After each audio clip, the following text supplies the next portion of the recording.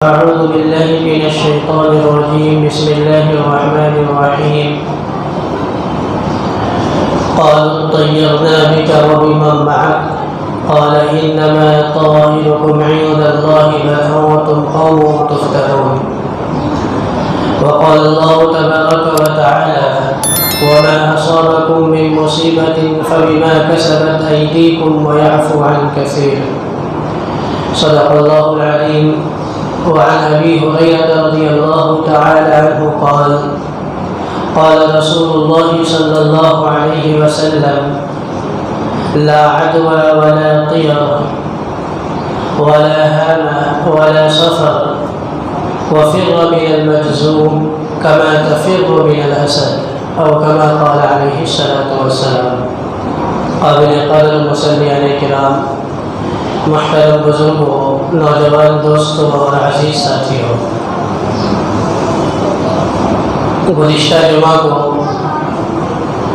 موجودہ حالات کے سلسلے میں ہم عام مسلمانوں کو کیا کرنا چاہیے اور ہماری ذمہ داریاں کیا ہے، اس سلسلے میں کچھ باتیں عرض کی گئی تھی.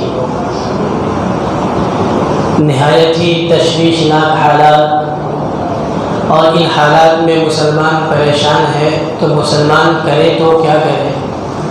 ہم عام مسلمان ہیں، ہمارے پاس کوئی طاقت نہیں، کوئی قوت نہیں، تو ہم کیا کریں. اس سلسلے میں بزرگوں کی طرف سے ملنے والی رہنمائی میں آپ حضرات کے سامنے 3 باتیں عرض کی گئی تھی. پہلی بات یہ عرض کی گئی تھی کہ موجودہ تشویشناک حالات میں سب سے پہلا کام جو ہم تمام مسلمانوں کو کرنا چاہیے وہ ایمان اور اعمال کی مضبوطی ہے. ایمان مضبوط ہو جائے اور اعمال پر پابندی سے ہم کاربند ہو جائیں، یہ نہایت ہی اہم اور ضروری چیز ہے. اس سلسلے میں مثالیں بھی پیش کی گئی تھی کہ کس قدر صحابہ کرام رضوان اللہ علیہم اجمعین نے اپنے ایمان کو مضبوط کیا تھا. وہی ایمان ہم سے بھی اللہ تبارک و تعالی چاہتے ہیں، وہی ایمان ہم سے بھی مطلوب ہے. اور اعمال ایمان جب مضبوط ہوگا تو اعمال پر اترنا ہمارے لیے آسان ہوگا، اور جب اعمال ہم کرنے لگیں گے تو اعمال کی تاثیر ظاہر ہوگی. ہر عمل کی تاثیر، ہر نیکی کی، ہر برائی کی تاثیر ہوتی ہے. تو جب ہم اچھے کام کریں گے تو اچھے اعمال کی تاثیر ظاہر ہوگی. تو سب سے پہلا کام موجودہ حالات میں ایمان اور اعمال کی مضبوطی. دوسرا کام برادران وطن کے ساتھ دعوت کا تعلق، ان کو بھی ایمان کا بتلانا، ان کو بھی اسلام کی خوبی کو بتلانا. عرض کیا تھا کہ آج ہمارے ساتھ رہنے والے برادرات وطن کو نہیں معلوم کہ اسلام کی خصوصیتیں کیا ہیں. اور تیسرا کام یہ کہ اپنے اندر سے ڈر اور خوف کو نکال دینا. بہرحال یہ باتیں یاد رکھنے کی تھی، اس لیے اس کا اعادہ کیا گیا. پہلی بات جو گزشتہ جمعہ کو عرض کی گئی تھی وہ ایمان کا مضبوط ہونا اور اعمال کا پختہ ہونا. ہمارے بنیادی عقائد میں سے 3 عقیدے ہیں. ایک ہے عقیدہ توحید، دوسرا ہے عقیدہ رسالت، اور تیسرا ہے عقیدہ آخرت. توحید کے معنی ہے اللہ کو ایک ماننا، رسالت کے معنی ہے حضرت محمد صلی اللہ علیہ وسلم کو نبی ماننا اور آخری نبی ماننا. اور آخرت کے معنی یہ ہے کہ مرنے کے بعد آپ صلی اللہ علیہ وسلم نے جن چیزوں کے بارے میں خبر دی ہے ان پر ایمان لانا. یہ 3 چیزوں پر ایمان لانا یہ ہمارے بنیادی عقائد میں سے. شاہ ولی اللہ محدث دہلوی رحمۃ اللہ علیہ نے لکھا ہے کہ عقیدہ توحید میں 4 طرح کے عقیدے میں ایک ایمان والے کو مکمل طور پر کامل ہونا ضروری ہے. اگر ان 4 طرح کے عقیدہ توحید میں ذرہ برابر بھی کمی آ گئی تو آدمی موحد نہیں کہلائے گا. عقیدہ توحید کی جو پہلی قسم ہے وہ ہے توحید ذات. یعنی اللہ تبارک و تعالیٰ کو ایک ماننا، اور یہ ماننا کہ اللہ تبارک و تعالیٰ ہی ایسی ذات ہے جو ہمیشہ سے ہے، ہمیشہ رہے گی۔ اللہ کے علاوہ کوئی مخلوق اللہ کی ایسی نہیں ہے جو ہمیشہ سے ہے اور ہمیشہ رہے۔ تو توحید ذات۔ دوسری چیز ہے توحید خلق، یعنی اس بات کا عقیدہ رکھنا کہ اللہ تبارک و تعالی نے زمین و آسمان، جنت و جہنم، دریا و سمندر، جتنی بھی مخلوقات ہمیں نظر آتی ہیں یا نظر نہیں آتی ہیں، تمام چیزوں کو اللہ ہی نے تنے تنہا پیدا فرمایا ہے، اور اس پیدا کرنے میں اللہ کا کوئی ساجی اور کوئی شریک نہیں ہے۔ اسے کہتے ہیں تدبیر خلق، توحید خلق، یعنی اللہ تنہا ہے پیدا کرنے میں، اللہ کا کوئی ساجی اور کوئی شریک نہیں۔ یاد رکھنے کی باتیں ہیں۔ پہلی چیز توحید ذات، اللہ ہمیشہ سے اکیلے ہیں اور ہمیشہ رہیں گے، اور جب سے اللہ تبارک اور مخلوق ختم ہو جائے گی، اللہ تبارک و تعالیٰ پر کبھی فنا طاری نعوذ باللہ نہیں ہوگا۔ اور دوسری چیز توحید خلق، اللہ ہی نے تمام مخلوقات کو پیدا فرمایا۔ تیسری چیز توحید کا جو تیسرا زمرہ ہے وہ ہے جو شاہ ولی اللہ محدث دہلوی رحمۃ اللہ علیہ نے بیان فرمایا، وہ ہے توحید تدبیر، یعنی کائنات میں جو کچھ ہو رہا ہے اور آئندہ جو کچھ ہوگا یا پہلے جو کچھ ہو چکا، وہ سب کچھ کرنے والے اللہ تبارک و تعالی ہی ہے۔ اللہ کے سوا کائنات میں کوئی کچھ کرنے والا نہیں ہے اور نہ کوئی کچھ کر سکتا ہے۔ اسے کہتے ہیں توحید تدبیر۔ چوتھی صورت جو توحید کی ہے وہ ہے توحید الوہیت، یعنی اللہ تبارک و تعالیٰ کو معبود ہونے میں تنہا سمجھنا، عبادت کے لائق صرف اللہ تعالیٰ ہے، اللہ کے علاوہ کوئی عبادت کے لائق نہیں ہے۔ جب یہ چار چیزوں کو ہم نے سمجھا کہ توحید کی ان چاروں شکلوں میں ہر ایمان والے کا مکمل ہونا ضروری اور لازم ہے، ذرہ برابر بھی کہیں کمی کوتاہی واقع ہوئی ایمان خطرے میں پڑ جائے گا۔ اگر کوئی آدمی توحید ذات کو نہیں مانتا نعوذ باللہ، وہ ایمان والا نہیں ہے، یعنی وہ یہ کہتا ہے کہ اللہ کے علاوہ کوئی اور ہے جو پہلے سے ہمیشہ سے ہے، یا اس کا عقیدہ ہو جائے کہ کوئی اور ایسی چیز ہے جو ہمیشہ رہے گی، تو آدمی کا ایمان ختم ہو جائے گا۔ کوئی یہ کہتا ہے کہ اللہ کے علاوہ بھی کوئی ہے جس نے مخلوقات کو پیدا کیا ہے، ایمان ختم ہو جائے گا۔ اگر کوئی یہ کہتا ہے کہ اللہ کے علاوہ ہے جو کائنات کے نظام کو چلا رہا ہے نعوذ باللہ، تو ایمان ختم ہو جائے گا۔ اگر کوئی یہ کہتا ہے کہ اللہ کے علاوہ بھی کوئی پرستش اور عبادت کے لائق ہے، تو اس کا ایمان ختم ہو جائے گا۔ توحید کی ان چاروں شکلوں میں ذرہ برابر بھی کمی واقع ہوتی ہے تو ایمان پر خطرے کا بادل منڈرانے لگے گا، بلکہ ایمان ختم ہو جائے گا۔ پہلی جو صورتیں ہیں اس میں غیر ایمان والے بھی شامل ہیں، جیسے میں نے کہا کہ توحید ذات، دوسرے لوگ بھی کہتے ہیں کہ ایشور ایک ہے، بھگوان ایک ہے، تو وہ بھی ایک توحید ذات میں ہمارے ساتھ غیر مسلم بھی شامل ہے۔ اسی طرح بہت سارے غیر مسلم توحید خلق میں بھی ہمارے ساتھ شامل ہیں، سب کہتے ہیں کہ پیدا کرنے والا ایک ہے، لیکن خرابی جہاں پیدا ہوتی ہے وہ توحید تدبیر کے سلسلے میں خرابی پیدا ہوتی ہے کہ آدمی یہ کہنے لگتا ہے، بعض لوگ یہ کہتے ہیں کہ دنیا کے نظام کو چلانے والے فلاں ہیں، بارش برسانے والا کوئی اور ہے، روزی دینے والا کوئی اور ہے، یہ کام کرنے والا کوئی اور ہے، یہاں خرابی پیدا ہوتی ہے۔ پھر توحید کی جو چوتھی شکل ہے توحید الوہیت، یعنی عبادت کے لائق صرف اللہ تعالیٰ ہے، اللہ کی ذات ہے، یہاں جا کر کے خرابی پیدا ہوتی ہے اور لوگ ایک اللہ کے علاوہ کئی معبودوں کی پرستش کرنے لگتے ہیں۔ تو یہ میں نے توحید کے سلسلے میں بزرگوں کچھ باتیں عرض کی ہیں۔ اسلام کا یہ توحید کا جو عقیدہ ہے، یہ توحید کا عقیدہ ہمارا نہایت ہی مضبوط ہونا چاہیے۔ اگر عقیدہ توحید کے اندر ذرہ برابر بھی کمی واقع ہوئی تو ہمارا ایمان کمزور پڑے گا۔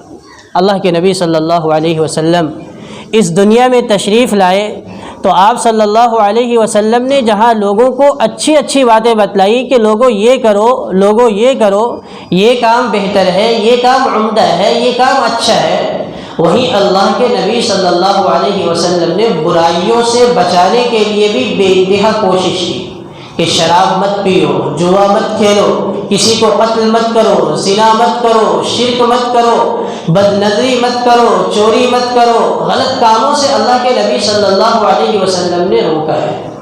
تو جہاں اللہ کے نبی صلی اللہ علیہ وسلم نے اچھی باتوں کی تعلیم دی ہے، وہیں بری باتوں سے اللہ کے نبی صلی اللہ علیہ وسلم نے روکا ہے، کیونکہ جہاں اچھائی کرنا ضروری ہے وہیں برائی سے رکنا بھی بے انتہا ضروری ہے۔ آدمی اچھائی خوب کرتا رہے، بھلائی اور نیکی خوب کرتا رہے، لیکن برائی سے نہ رکے تو پھر وہ اچھائی بسا اوقات اس کے لیے فائدہ مند ثابت نہیں ہوتی۔ جس طرح ایک آدمی ایک جھولا رکھا ہو اور جھولے کے اندر سوراخ ہو نیچے کے حصے میں، تو اب وہ اس کے اندر پیسے ڈالتا جائے یا کوئی بھی سامان ڈالتا جائے، آہستہ آہستہ وہ سامان یا پیسہ جھولے کے سوراخ سے گرتا جائے گا۔ اسی طرح اگر آدمی نیکی خوب کرتا رہے لیکن نیکی کے ساتھ ساتھ برائیاں بھی ہوتی رہے، خرافات بھی ہوتے رہے، تو نیکیاں اس کے پاس کچھ بچ نہیں جاتی ہیں۔ اس لیے اللہ کے نبی صلی اللہ علیہ وسلم نے فرمایا کہ نیکیوں کو سنبھال کے رکھو، نیکی کر لینے کے بعد نیکی کو ضائع کر دینا، نیکی کے ضائع ہونے کی بھی بہت ساری شکلیں ہیں، وہ آپ حضرات اس سے واقف بھی ہیں، بارہا سنتے بھی رہتے ہیں۔ تو بہرحال اللہ کے نبی صلی اللہ علیہ وسلم نے ہمیں اچھی باتوں کو بھی بتلایا ہے اور بری باتوں کو بھی بتلایا ہے۔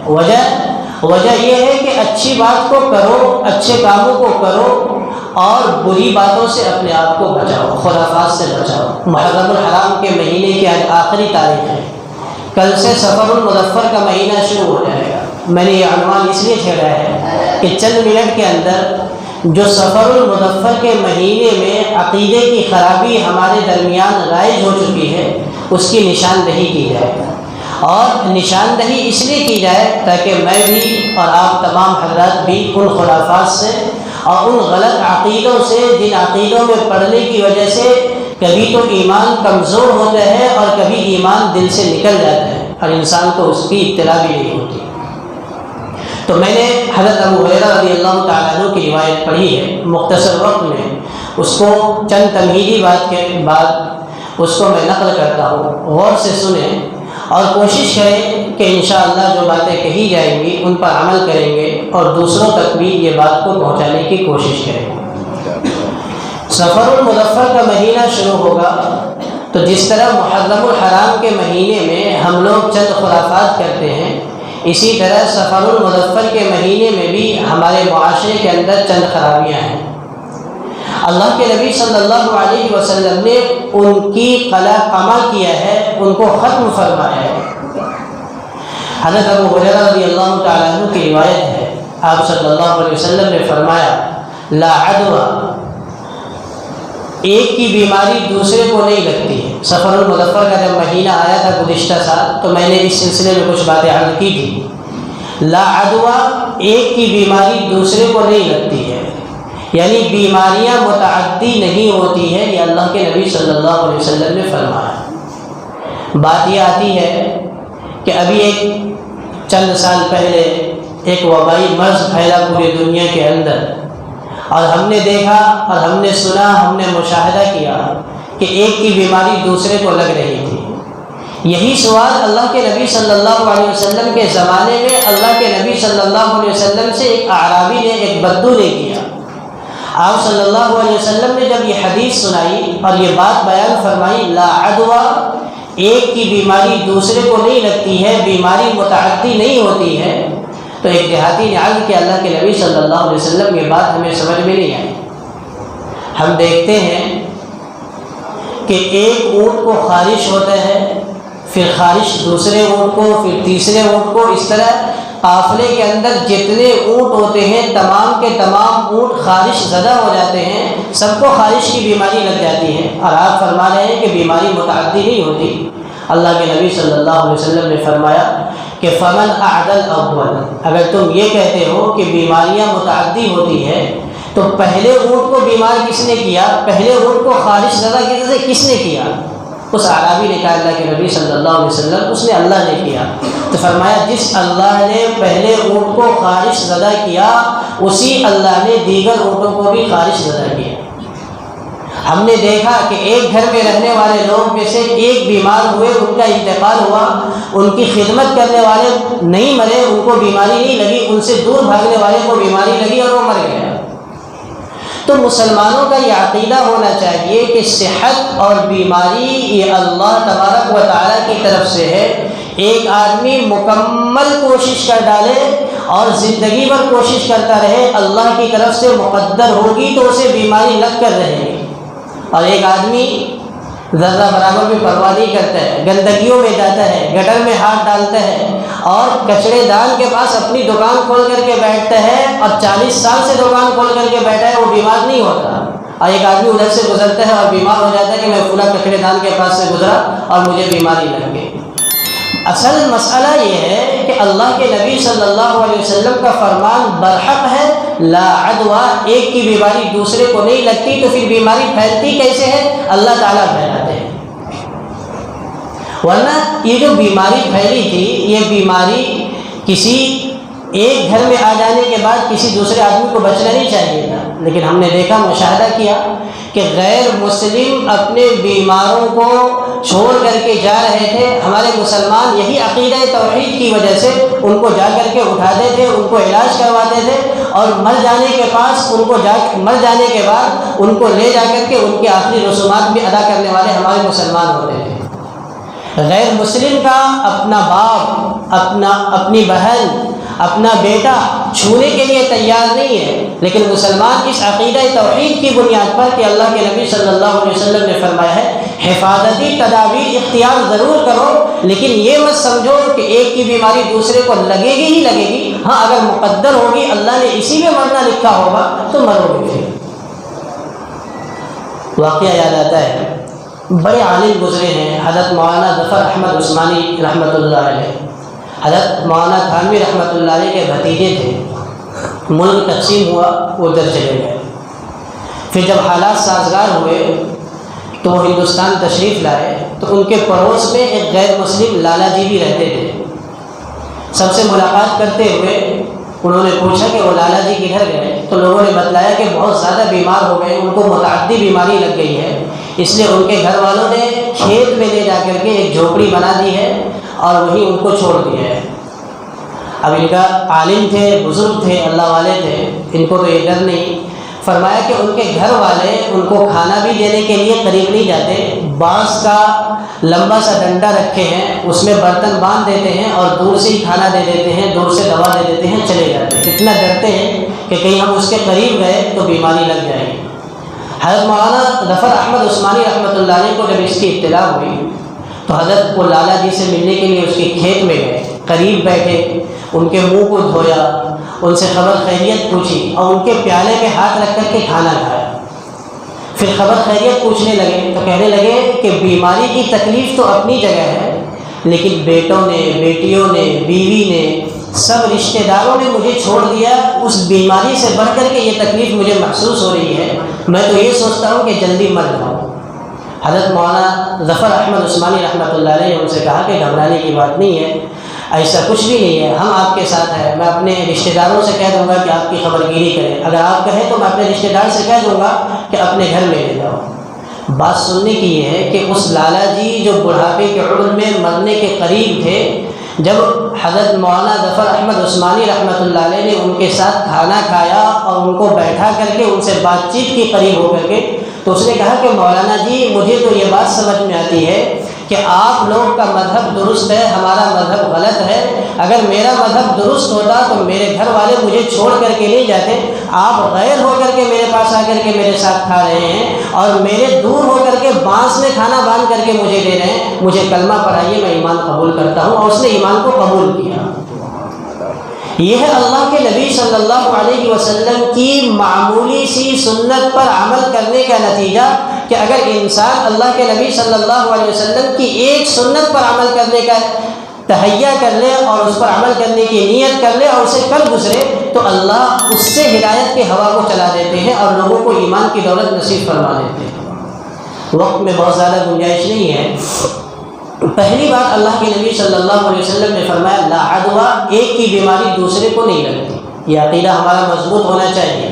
اگر اس عقیدے کے اندر خرابی آتی ہے تو میں نے ابھی توحید کی 4 قسمیں بیان کی کہ توحید تدبیر ہے ایک، کہ سارے کائنات کو چلانے والا، کوئی بیمار ہو رہا ہے، کوئی صحت مند ہو رہا ہے، کوئی امیر ہو رہا ہے، کوئی غریب ہو رہا ہے، کوئی اچھی حالت میں ہے، کوئی خراب حالت میں ہے، کوئی پریشان حال ہے، کوئی خوشحال ہے، کوئی شادی کر رہا ہے، کسی کی بیوی کے انتقال کر کوئی کسی کی بیوی انتقال کر جا رہی ہے، یہ تمام چیزیں اللہ تبارک و تعالیٰ کر رہے ہیں۔ اگر اس عقیدے کے اندر خرابی واقع ہوتی ہے تو ہمارا ایمان چلا گیا ہے۔ دوسری بات اللہ کے نبی صلی اللہ علیہ وسلم نے فرمایا ولا طیرہ، بدفعلی اور بدشگونی کوئی چیز نہیں۔ یہ سفر کا مہینہ چل رہا ہے، ہم سفر کے مہینے میں بہت سارے کام کو ترک کر دیتے ہیں، اور خاص طور پر اس مہینے کے اندر بہت سارے لوگ جن کے عقائد ہے وہ خریداری نہیں کرتے، دکانوں سے کوئی چیز کو نہیں لیتے۔ بہت سارے لوگ دکانوں کو بھی کچھ تاریخوں میں بند کر دیتے ہیں۔ تو اللہ کے نبی صلی اللہ علیہ وسلم نے فرمایا ولا طیرہ، بدشگونی اور بدفعلی کوئی چیز نہیں ہے۔ جب انسان کا عقیدہ توحید کمزور ہوتا ہے تو پھر پاؤں کے نیچے کوئی پتھر بھی آ جائے تو ڈر سے کانپنے لگتا ہے، اور عقیدہ توحید مضبوط ہو تو آدمی بڑی سے بڑی بلاؤں سے بھی لڑ جاتا ہے، مقابلہ کر لیتا ہے۔ ہم دیکھیں کیسی کیسی بدشگونیاں اور کیسی کیسی بدفعلیاں ہمارے معاشرے کے اندر ہیں۔ بچوں کے ہاتھ میں اور پاؤں میں دھاگے باندھے جاتے ہیں الگ الگ رنگ سے، کالے رنگ کے دھاگے باندھ دیے کہ بچے کو بدنظری نہیں لگے گی۔ آپ دیکھیں بڑی بڑی عورتیں ہیں یا بڑے بڑے بچے ہیں، پاؤں کے اندر دھاگے باندھے رہتے ہیں، کالے، کیا بات ہے؟ اس لیے کہ بدنظری نہیں لگے گی، ہم نے اس لیے اپنے دھاگے کو باندھ دیا ہے۔ آپ دھاگا نہیں، پوری چادر لپیٹ لیجئے۔ اگر اللہ نے آپ کے لیے بیماری مقدر کر دی ہے تو بیماری آ کر کے رہے۔ یہ تو عقیدہ توحید کے اندر خرابی ہے کہ دھاگے سے ہوتا ہے۔ بعض لوگوں کا یہ عقیدہ ہو گیا ہے کہ اگر بلی آواز نکال دے، رونے لگے، تو سمجھتے ہیں کہ کوئی مصیبت گھر میں آنے والی ہے۔ اب سوچے ذرا کہ کوئی بڑا آدمی ہے، کوئی مصیبت آتی ہے تو بڑا آدمی بھی روتا ہے، مرد بھی روتا ہے، عورتیں بھی روتی ہیں، بچے بھی روتے ہیں، کبھی خوشی میں بھی روتے ہیں۔ حضرت عائشہ رضی اللہ تعالیٰ عنہ کی روایت ہے کہ آپ صلی اللہ علیہ وسلم نے بس کوئی واقعہ ہے کہ حضرت عائشہ رضی اللہ تعالیٰ عنہ کے سامنے کوئی واقعہ ہوا تو حضرت عائشہ رضی اللہ تعالیٰ عنہ کے سامنے ایک شخص رونے لگے، تو انہوں نے پوچھا کہ کیوں رو رہے ہیں؟ تو خوشی کا موقع ہے، تو فرمایا کہ یہ خوشی کے آنسو ہیں۔ تو آدمی بعض دفعہ خوشی میں بھی روتا ہے، تو آدمی رو سکتا ہے، مرد رو سکتا ہے، عورتیں رو سکتی ہیں، بچے رو سکتے ہیں، اور ان کے رونے سے کوئی وبا نہیں آتی۔ اور بلی کو اگر کوئی تکلیف پہنچی ہے، وہ رو رہی ہے، تو اس سے وبا کیسے آ جائے گی؟ تو یہ غلط قسم کے توہمات اور غلط قسم کے یہ جو عقائد ہمارے اندر آ گئے ہیں، اسے ہمارے معاشرے کے اندر سے ختم کرنا ہے۔ اسی کام کو لے کر کے آئے تھے محمد رسول اللہ صلی اللہ علیہ وسلم کہ کفار مکہ نے زمانے جاہلیت سے جو کام کرتے ہوئے آ رہے تھے، بدشگونی کے، بدفعلی کے، وہ تمام چیزوں کو ختم کیا۔ کوئی آدمی پیچھے سے آواز دے دیا تو ناراض ہو جاتے ہیں، گھر سے نکلے اور بلی یا کتا آگے سے نکل گیا، سفر کو منسوخ کر دیتے ہیں کہ یہ سفر مبارک نہیں ہوگا۔ یہ تمام چیزیں زمانے جاہلیت میں پائی جاتی تھی، آہستہ آہستہ وہ تمام چیزیں ہمارے معاشرے کے اندر آ گئی۔ اس کو ہمیں آہستہ آہستہ ختم کرنا چاہیے۔ بعض لوگ یہ کہتے ہیں کہ اگر گھر کی چوکھٹ پر بیٹھ کر کے کھانا کھائیں گے تو قرض میں مبتلا ہو جائیں گے۔ بعض لوگ نہ جانے کیسی کہ یہ تمام باتیں مجھے معلوم بھی نہیں، کتابوں کے اندر یہ باتیں لکھی ہیں کہ اس طرح کے لوگوں کے عقائد بنے ہیں۔ اللہ کے نبی صلی اللہ علیہ وسلم نے فرمایا ولا طیرہ، یہ سب کچھ نہیں ہے، بدشگونی بدفعلی کوئی نہیں ہوتی ہے۔ حضرت عمر فاروق رضی اللہ تعالیٰ عنہ کے زمانۂ خلافت میں سعد بن ابی وقاص رضی اللہ تعالیٰ عنہ یمن کے گورنر تھے۔ انہوں نے خط لکھا کہ دریائے نیل ہر سال خشک ہوتا ہے، اور یہاں کے لوگوں کا یہ عقیدہ ہے کہ ہر سال ایک نوجوان لڑکی کو دریا کے اندر ڈبو دیتے ہیں، ڈال دیتے ہیں، اور نوجوان لڑکی کو دریا کے اندر رکھتے ہی پانی کا ابال آتا ہے اور دریائے نیل کے اندر پانی بھر جاتا ہے، ہر سال ایسا ہوتا ہے، ابھی بھی دریائے نیل خشک ہے اور یہاں کے لوگ اس کام کو کرنے کے لیے تیار ہیں۔ ایک لڑکی کو انہوں نے تیار کر لیا ہے دریا کے اندر رکھنے کے لیے، اور یہ رکھیں گے اور ہمیشہ کی طرح پانی آ جائے گا۔ حضرت عمر فاروق رضی اللہ تعالیٰ عنہ نے کہا کہ ایسا مت کرنا، ایسا نہیں ہو سکتا۔ عمر فاروق رضی اللہ تعالیٰ عنہ نے تاریخ کی کتابوں میں لکھا ہے کہ آپ نے ایک خط لکھا کہ ایک خط ہے عمر بن خطاب رضی اللہ تعالیٰ عنہ کی طرف سے، اللہ کے حکم سے میں کہتا ہوں اے نیل کہ اگر تو اللہ کی مرضی سے چلتا ہے تو چل پڑ، اور اگر اللہ کی مرضی سے نہیں اپنی مرضی سے چلتا ہے تو پھر پانی مت آ۔ تاریخ کی کتابوں میں یہ بات آپ کو مل جائے گی کہ حضرت عمر فاروق رضی اللہ تعالیٰ عنہ کا یہ مختصر سا خط گیا، سعد بن ابی وقاص رضی اللہ تعالیٰ عنہ نے اس خط کو لے کر کے دریائے نیل میں رکھ دیا، پانی کا ابال آیا، اس سال سے لڑکی کو رکھنے کی نوبت نہیں آئی۔ ولا طیرہ، کوئی بدشکوری کوئی بدفعلی نہیں ہے۔ جب آدمی بدفعلی میں مبتلا ہوتا ہے، جادو ٹونے کے چکر میں پڑتا ہے اور یہ سوچتا ہے کہ اس نے یہ کر دیا، اس نے یہ کر دیا، اور یہ مولوی نے یہ کر دیا، یہ بابا نے یہ کر دیا، تو ہمیشہ پریشان رہتا ہے اور شیطان اس کا فائدہ اٹھاتا ہے۔ اور جو آدمی اپنے عقیدے کو مضبوط رکھتا ہے اس کو اپنے دکان کے لیے، اپنے مکان کے لیے کبھی تعویذ لینے کی ضرورت نہیں پڑتی ہے، اور جو اس عقیدے کے اندر پڑتا ہے مکمل مولوی کو اٹھا کر کے لا کر کے رکھ دیجیے، اس کو یہی شکایت دے گی کہ دکان میں برکت نہیں ہو رہی ہے۔ ولا طیرہ ولا حامہ۔ تیسرا عقیدہ عربوں کا یہ تھا کہ وہ کہتے تھے کہ الو کے بولنے سے شہریں ویران ہو جاتی ہیں، آبادیاں ختم ہو جاتی ہیں۔ اللہ کے نبی صلی اللہ علیہ وسلم نے فرمایا ولا حامہ، الو سے بھی بدفعلی لینا، یہ بھی اس کی بھی کوئی حقیقت نہیں ہے، خراب چیز ہے، یہ اس کی کوئی حیثیت نہیں، کوئی وقعت نہیں۔ ایک تفسیر تو اس کی ہے۔ ولا حامہ کی ایک دوسری تفسیر یہ لکھی ہے لوگوں نے، علماء نے، کہ حامہ کہتے ہیں مرے ہوئے آدمی کی کھوپڑی کو۔ عرب میں یہ عقیدہ تھا کہ اگر کسی آدمی کو کسی نے ناجائز طریقے پر قتل کر دیا تو اس کی کھوپڑی میں سے ایک پرندہ نکلتا ہے، اور وہ پرندہ نکل کر کے ہائے العطش العطش یعنی پانی پانی مجھے چلاتا ہے۔ اور ان کا عقیدہ یہ تھا کہ جب تک میں اپنے مقتول کے قاتل کو قتل نہیں کروں گا میرا مقتول پیاسا رہے گا، لہذا آدمی قتل کر۔ اس سے یہ قتل کی روایت بڑی تھی، ہم جو سنتے ہیں زمانہ جاہلیت میں قتل و عام بالکل عام تھا، یہ اسی وجہ سے کہ وہ لوگ یہ کہتے تھے کہ اگر میرے آدمی کو آپ نے قتل کیا، مثال کے طور پر میرے بیٹے کو قتل کیا ہے، تو میرے بیٹے کی کھوپڑی سے ایک پرندہ نکلا ہے اور وہ العطش العطش چلا رہا ہے، جب تک میں اپنے بیٹے کے قاتل کو قتل نہیں کروں گا جب تک میرے بیٹے کو سکون نہیں ملے گا۔ یہ عجیب طرح کی چیز تھی۔ اللہ کے نبی صلی اللہ علیہ وسلم نے فرمایا ولا عدوى، یہ چیز بھی نہیں ہے۔ تو بزرگوں، یہ بات میں اس مناسبت سے عرض کر رہا ہوں کہ ماہ سفر کا مہینہ چل رہا ہے، سفر کے مہینے میں نہ جانے کیسے لوگ چنے بنا کر کے بیچتے ہیں، تیزی کا عقیدہ رکھتے ہیں کہ اللہ کے نبی صلی اللہ علیہ وسلم سفر کے مہینے میں بیمار رہے تھے اور 13 دنوں تک سخت بیمار تھے، اس لیے لوگ کہتے ہیں کہ یہ 13 دن بہت ہی منحوس قسم کے ہوتے ہیں، اللہ کے نبی صلی اللہ علیہ وسلم بیمار تھے۔ اس کی تاریخی حیثیت کیا ہے اس سلسلے میں بات نہیں کر سکتا ابھی، لیکن اگر اللہ کے نبی صلی اللہ علیہ وسلم سفر کے 13 دن بیمار بھی تھے تو کیا بیماری کی وجہ سے ان 13 دنوں کو منحوس کہا جائے گا؟ بالکل نہیں کہا جائے گا۔ یہاں تک کہ لوگوں نے عقیدہ گڑھا کہ کہا من بشرنی بخروج سفر دخل الجنہ، کہ جو کوئی سفر کے مہینے کے ختم ہونے کی خبر دے گا وہ جنت میں داخل ہوگا۔ ملا علی قاری رحمۃ اللہ علیہ نے الموضوعات الکبریٰ میں اس کی تردید کی ہے، فرمایا یہ حدیث ہے ہی نہیں۔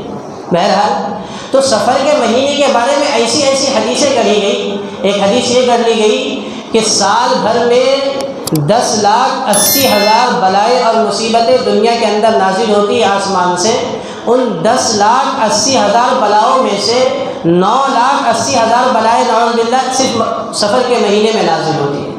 بے بنیاد باتیں ہیں، بے پر کی بات ہے، یوں ہی اڑا دی گئی ہے اور ہم لوگ سب اس کو مانتے ہیں۔ اصل بات یہ ہے کہ نہ کسی دن کے اندر منحوسیت ہے، نہ کسی الو کے اندر، نہ کسی بندر کے اندر، نہ کسی بلی کے اندر، نہ کسی کتے کے اندر منحوسیت ہے۔ منحوسیت ہمارے اعمال کے اندر ہے۔ وَمَا أَصَابَكُم مِّن مُّصِيبَةٍ فَبِمَا كَسَبَتْ أَيْدِيكُمْ، جو کچھ مصیبتیں تمہارے اوپر آتی ہیں تمہارے کرتوتوں کی وجہ سے آتی ہیں۔ امام غزالی رحمۃ اللہ علیہ نے واقعہ لکھا، سمجھانے کے لیے حکایت لکھی، دلچسپ واقعہ ہے لیکن سننے کے قابل ہے، بات سمجھ میں آ جائے گی۔ انہوں نے لکھا کہ ایک طوطا اور ایک طوطی سفر کرتے ہوئے رات ہوئی، شام ہوئی، تو ایک درخت کے اوپر بیٹھ گئے اور دیکھا کہ اس علاقے میں کوئی گھر نہیں ہے، آبادی نہیں ہے۔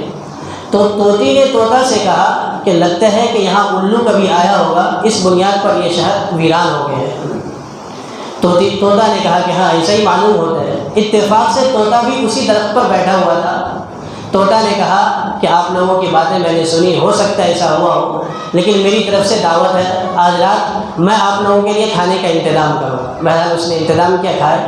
صبح ہوئی، طوطا اور طوطی اڑنے کے لیے تیار ہوئے، تو الو نے کہا کہ یہ طوطی میری بیوی ہے۔ اب طوطا ناراض ہو گیا کہ یہ کیا بات کرتے ہو، کچھ مناسبت ہے تمہارے اور اس کے اندر؟ انہیں کہا بس ایسی ہی ہے۔ اب وہ بزید ہوا تو کام کیا کیا جائے، کہ قاضی کے پاس چلو۔ پرندوں میں سے کوئی قاضی ہے، اس کے پاس گیا۔ قاضی کے پاس الو نے کئی دلیلیں دی، دلیل دینے کے بعد اس نے یہ ثابت کر دیا کہ طوطی میری بیوی ہے، اور جو قاضی تھا اس نے فیصلہ کر دیا کہ طوطی الو کی بیوی ہے، طوطا کی بیوی نہیں ہے۔ طوطا بہت ناراض ہوا اور جانے لگا طوطی کو چھوڑ کر کے، تو اچانک الو نے اس کو آواز دیا، کہا کہ اپنے طوطی کو لیتے جاؤ، یہ میری بیوی نہیں ہے۔ کہا کیا مذاق کر رہے ہو، اتنی بدماشی کی، اور جب فیصلہ ہو گیا تو اب کہتے ہو کہ یہ میری بیوی نہیں ہے۔ کہا میں یہ سمجھانے کے لیے تمہیں کہہ رہا تھا کہ الو کے آنے سے اور الو کے بولنے سے بستیاں ویران نہیں ہوتی۔ جب انسانوں کے اعمال خراب ہوتے ہیں، انسانوں کے اندر بیماریاں آتی ہیں، دلوں کی بیماریاں آتی ہیں، انسانوں کے اندر اعمال کی بیماریاں آتی ہیں، تو شہر ویران ہوتے ہیں اور انسانوں کے اوپر مصیبتیں آتی ہیں۔ تو محترم بزرگوں اور دوستوں، یہ سفر المظفر کا مہینہ آ رہا ہے۔ اس مہینے کے تعلق سے ہمارے معاشرے کے اندر جتنی خرابیاں ہیں، جتنی برائیاں ہیں، ان تمام خرابیوں کو اور ان تمام برائیوں کو پیچھے چھوڑ اپنے عقیدہ توحید کو مضبوط کیجیے۔ میں نے شاید اس سے پہلے بھی آپ کو ایک واقعہ سنایا تھا، سنا کر کے بات کو ختم کروں ایک آدھ منٹ میں، کہ ایک بادشاہ تھا۔ اس بات پر عرض کر رہا ہوں کہ کوئی بدفعلی اور کوئی بدشگونی نہیں ہوتی ہے، یہ بدشگونیاں، بدفعلیاں، توہمات یہ ہمارے دلوں کے شور ہیں اور ہماری دلوں کی خرابیاں ہیں۔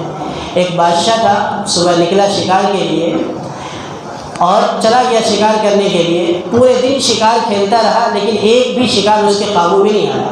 واپس آیا، اس نے اپنے غلام کو بلایا اور کہا کہ اس کو قتل کر دو۔ اس غلام نے کہا کہ بادشاہ سلامت غلطی کیا ہوئی؟ کہنے لگا کہ میں جب صبح نکلا تھا تو سب سے پہلے تجھے دیکھا تھا، تیرا چہرہ دیکھنے کی وجہ سے آج دن بھر میں شکار نہیں کر پایا، تو منحوس ہے، اس بنیاد پر تجھے قتل کر دینا چاہیے۔ اب وہ غلام سوچا کہ اب تو مجھے مرنا ہی ہے، مجھے بھی اپنی بات عرض کر دینی چاہیے۔ غلام نے کہا کہ بادشاہ سلامت مجھے مرنا ہی ہے، میں بھی ایک بات عرض کرتا ہوں، سن لیجیے پھر قتل کروا دیجیے گا۔ کہا کیا بات ہے، کہہ دو۔ کہا کہ آپ مجھے پہلی مرتبہ صبح میں دیکھے تو سب سے پہلے مجھے دیکھنے کی وجہ سے آپ پورے دن شکار کرتے رہے اور ایک شکار بھی آپ کے قابو میں نہ آیا، تو میں منحوس ہو گیا۔ اب آپ مجھے بتائیے کہ میں بھی آج صبح سب سے پہلے آپ کو دیکھا تھا، میں جو آپ کو دیکھا تو میرے قتل کے فیصلے ہو گئے، بتائیے زیادہ منحوس آپ ہیں یا میں ہوں؟ بادشاہ کی آنکھ کھل گئی، سمجھدار بادشاہ تھا، اس نے اپنی غلطی کا اقرار کیا اور کہا کہ نہیں تم صحیح بات کہتے ہو، ان کے معافی کا اعلان کر دیا۔ تو بہرحال یہ سب باتیں اس لیے عرض کی جا رہی ہیں کہ بدعات و خرافات کو اپنے معاشرے سے کم کرے۔ یہ جو جاہلیت کے تصورات تھے، ان تصورات کو لے کر کے ہم لوگ کب تک جیتے رہیں گے، کب تک وہی خرافات کرتے رہیں گے جو غیر کرتے ہوئے آ رہے ہیں، تصویریں لگا رہے ہیں، بکروں کو کاٹ رہے ہیں، یہ کر رہے ہیں، دکانیں بند کر رہے ہیں، غلط تصورات کر رہے ہیں، کہیں یہ عقیدہ ہے، کہیں وہ عقیدہ ہے۔ آخری بات جو عرض کرتا ہوں میں، یہ بات یاد رکھیے کہ خرافات اور بدعات جو ہوتی ہیں ان کی شکلیں بدلتی رہتی ہیں۔ امبرناتھ کے اندر جو خرافات بدعات سفر میں ہوتی ہے، کرناٹک کے اندر اس کے علاوہ خرافات ہوگی، یو پی کے اندر اس کے علاوہ خرافات ہوگی، گجرات کے اندر اس کے علاوہ خرافات ہوگی، بہار اور بنگال کے اندر اس کے علاوہ خرافات کی شکلیں الگ الگ ہوتی ہیں، بدعات کی شکلیں الگ الگ ہوتی ہیں۔ اور سنت کی خصوصیت یہ ہے کہ سنت جہاں بھی ہوگی ایک جیسی ہوگی، اپنی حالت پر ہوگی۔ اگر مسجد میں داخل ہونے کی سنت آپ کو امبرناتھ کی کسی مسجد میں بیٹھ کر کے کوئی مولوی یہ بتلائے گا کہ دائیں پاؤں سے مسجد میں داخل ہونا سنت ہے، تو عرب میں مدینہ المنورہ چلے جائیے، مسجد نبوی کا عالم بھی آپ کو یہی بتائے گا کہ مسجد میں داخل ہونے کی سنتوں میں سے ایک سنت یہ ہے کہ دائیں پاؤں سے داخل ہو جائے۔ بیت الخلاء میں بائیں پاؤں سے داخل ہونے کی سنت اگر آپ کو کسی دیہات کا عالم بتلائے گا تو آپ کو مکہ المکرمہ میں مسجد حرام میں بیٹھ کر کے اگر کوئی عالم بتلائے گا تو یہی بتلائے گا کہ بائیں پاؤں سے ہی بیت الخلاء میں جانا چاہیے، یہی اللہ کے نبی صلی اللہ علیہ وسلم کی سنت ہے۔ تو سنت کی شکل ہمیشہ پوری دنیا میں پورے عالم میں ایک جیسی ہوگی، لیکن بدعات کی شکل بدلتی رہتی ہے، یہاں کچھ ہوگی وہاں کچھ ہوگی، بدعتوں میں سب مبتلا ہوتے ہیں۔ اللہ تبارک و تعالیٰ ماہ سفر جو کل سے شروع ہونے والا ہے ان کے اندر جو خرافات اور جو برائیاں اور جو بدعات ہیں ان کو ہمیں سمجھ کر کے اپنی زندگی سے اور اپنے معاشرے سے ختم کرنے کی توفیق نصیب فرمائے، اور اسلامی طرز زندگی کے مطابق اپنی زندگی کو بنانے کی توفیق نصیب فرمائے۔ وآخر دعوانا الحمد للہ رب العالمین۔